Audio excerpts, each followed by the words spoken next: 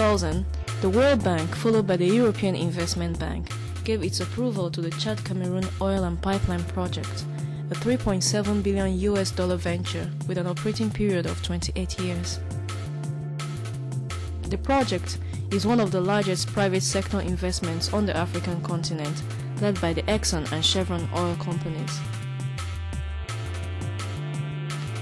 In 2001, the local population near the pipeline was interviewed by a group of project monitors from a Cameroonian NGO. The interviews revealed serious concerns about the practices of the oil consortium.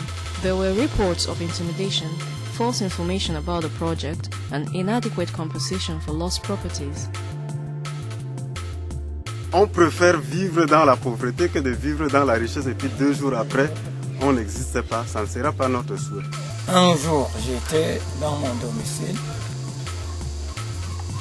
Ma belle-fille qui était en Brésil m'a dit que je vois des gens qui sont en train de couper leur cacaoyère et puis je suis allé.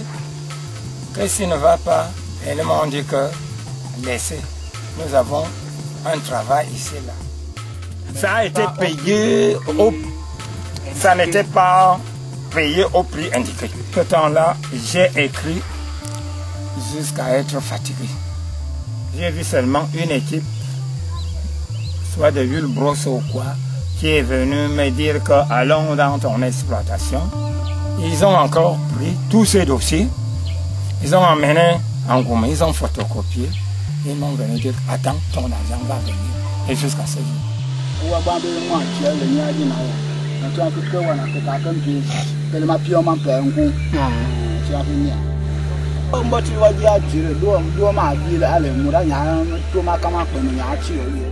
The World Bank claims that a pipeline will not lead to any loss of land belonging to the indigenous people, that on the contrary it will lead to an improvement in the quality of their lives. Indigenous people themselves tell a different story. Moi je trouve que ce n'est pas une bonne chose pour nous, puisque nous n'avons rien vu de ce projet. C'est que c'est excessif ici. Je ne sais pas comment quelqu'un peut tenir en un mois, venir chaque jour travailler pendant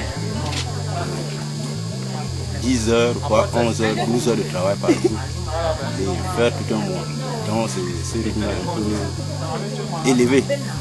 The World Bank promised many jobs for Cameroonians, but the Cameroonian press, however, referred to the methods of the company and its contractors as being a modern form of slavery.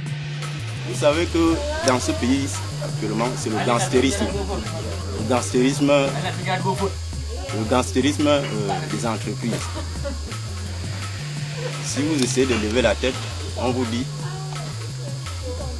Si vous levez la tête, on vous dit, on vous vire.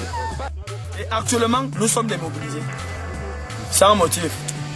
Après 10 jours de la grève, le préfet nous avait dit que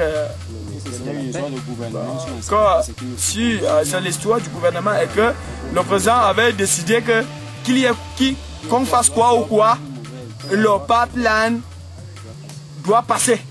During the interviews in 2002, it became clear that the interviewees were aware that they would not be able to stop a project fueled by so many international financial interests.